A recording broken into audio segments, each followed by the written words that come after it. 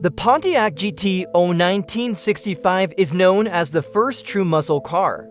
And in today's video, we'll talk about why it was actually built, how its engine broke GM policy, why Pontiacs were so popular, and what made it such an awesome vehicle. So stay tuned. Before we get into this, I want to ask you guys for a big favor. This channel is all about interesting cars from the past. But in order to keep making videos like this one, I need your help. If you enjoy the work that I do here, please take a second to hit the subscribe button down below and maybe hit that notification bell while you re-add it. That would be huge, thank you. So let's get into today's video. The 1960 for Pontiac GTO was a high-performance version of Pontiac's full-size Le Mans. It was built off of the same platform as the Le Mans, but it included a larger engine, a more durable chassis, and better handling. But it was really the marketing that set it apart. When GM put the new GTO up against other vehicles like the Ford Mustang and the Chevy Camaro, it didn't call it a sports car or a muscle car. They just called it a GTO. This was unlike anything else at the time because it had more power than most of the sports cars, but it also wasn't as expensive as most of the high-performance cars on the market.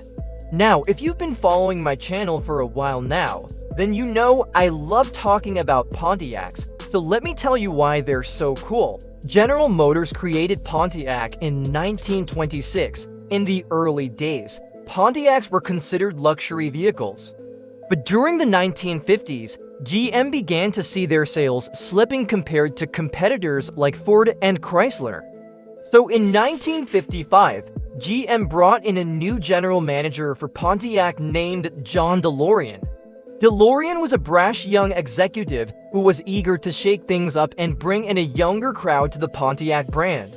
Under his leadership, Pontiac became known for producing high-performance vehicles that had a lot of style. Pontiac was basically the brand where engineers could go to test out crazy ideas without upsetting the higher UPS at GM, and when those ideas turned out to be good, then GM would roll them out across the rest of their brands.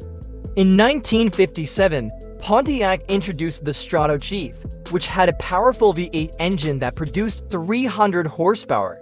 This was unheard of for the time period, and buyers loved it.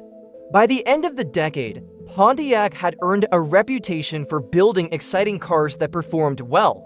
Now let's get back to the 1960 for GTO. In 1963, GM set some limits on how big of an engine they would allow to be installed in passenger cars.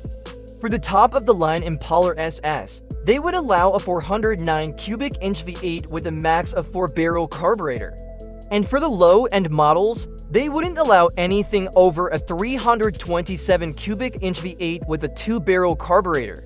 This was put into place to ensure that their full-size cars could maintain decent fuel economy and to prevent people from buying full-size vehicles that handled like a hearse. So when GM announced that the 1960 for GTO would come equipped with a 389 cubic inch V8, it caught everyone by surprise.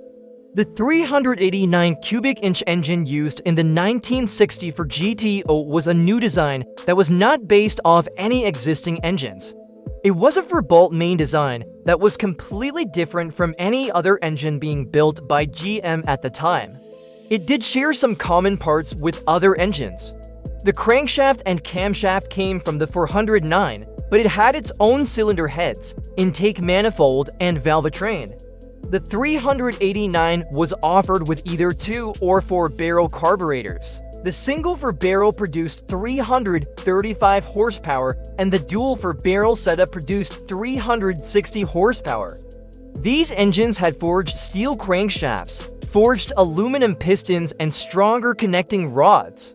The compression ratio was a healthy 10.5:1, and the engine was backed by a heavy-duty Muncie 4-speed transmission. The frame and suspension of the GTO came directly from the Le Mans. The front suspension featured upper and lower control arms with coil springs, and the rear was a traditional solid axle with leaf springs. Power steering and power brakes were optional upgrades. From the factory, the GTO came with either a 3.36 or 3.55 rear gear ratio. but buyers could upgrade to a 4.10 or even a 4.56 if they wanted. Drum brakes were standard at all 4 wheels, but disc brakes were available in the front. John DeLorean wanted to make sure that the GTO appealed to a younger crowd. He told his team to focus on making a fun car that was affordable and stylish. The GTO was marketed as a sporty grand tourer that was ideal for cruising around town or taking on long road trips. The interior featured bucket seats and a center console, and the exterior was designed with sharp angles and a long hood that gave it a mean look. The GTO came with a variety of options that allowed buyers to customize their cars to their liking. A number of different colors were available, including some bright and flashy options like sunshine gold and blue metallic. Buyers could also choose from various options packages that included things like a vinyl roof, spoilers, and racing stripes. One of the most popular options was the tri-power engine, which added 2 additional Holley-to-barrel carburetors to the primary for barrel carb. This setup allowed the GTO to produce a whopping 360 horsepower. This was the first muscle car to come with multiple carbs, which would become a trend in the years to come, and here's where it gets interesting. While the tri-power package did include 2 additional carbs, the engine itself remained relatively affordable. The entire tri-power system only cost $285 extra when you ordered the car from the factory. The GTO sold incredibly well during its first year, and this led to the start of the muscle car era. But the success of the GTO also caused some problems for GM. You see, the 389 cubic inch engine that powered the GTO was not originally supposed to go into a passenger car. It was intended to go into a high-performance version of the Chevrolet Corvette. But after the GTO came out, Chevy executives decided to hold off on releasing the Corvette until the following years so that it could feature a bigger and more powerful 427 cubic inch engine. But not everyone was happy with this decision. Zora Arkus Duntov was the man responsible for developing the Corvette. He pushed the higher UPS at GM to put more powerful engines in the Corvette, but he had very little pull with the executives. Zora started working on plans for a high-performance version of the full-size Pontiacs. He believed that these engines would perform well in lighter cars, but he never got the chance to prove it. Zora passed away in 1971 and GM discontinued Pontiac in 1980. But the idea of putting small block Chevys in Pontiacs never died. Throughout the 1980s and 1990s, people continued to build Trans AMS and Firebirds with big block Chevy engines. Some people even built Pontiacs with 427 cubic inch engines. The aftermarket has tons of components to allow you to convert your Pontiac over to run a big block Chevy. Companies like DSS, Chevrolet Performance, and KRC all offer engine and component packages to do just that. One of the best parts about the 1965 GTO is that it was just a regular production car. There was nothing special about it. Other than the fact that it came with a powerful engine and sporty handling, anyone could buy one. Sure, if you had the money, you could order all the options and get yourself a real monster. But even the base model GTO was pretty impressive. And if you couldn't afford an option, you could always upgrade it yourself later on. I've been working on a 1966 GTO for the past year and a half.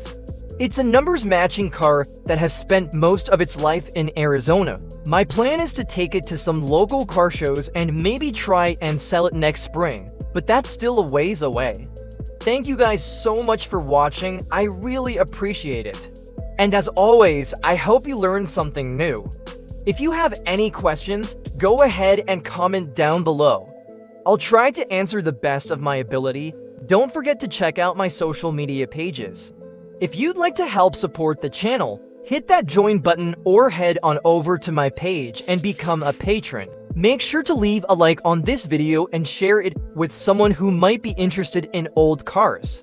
I'm always looking for interesting cars to feature on this channel. So if you have a car you'd like to see, let me know. As always, thank you guys so much for watching. Have a wonderful day.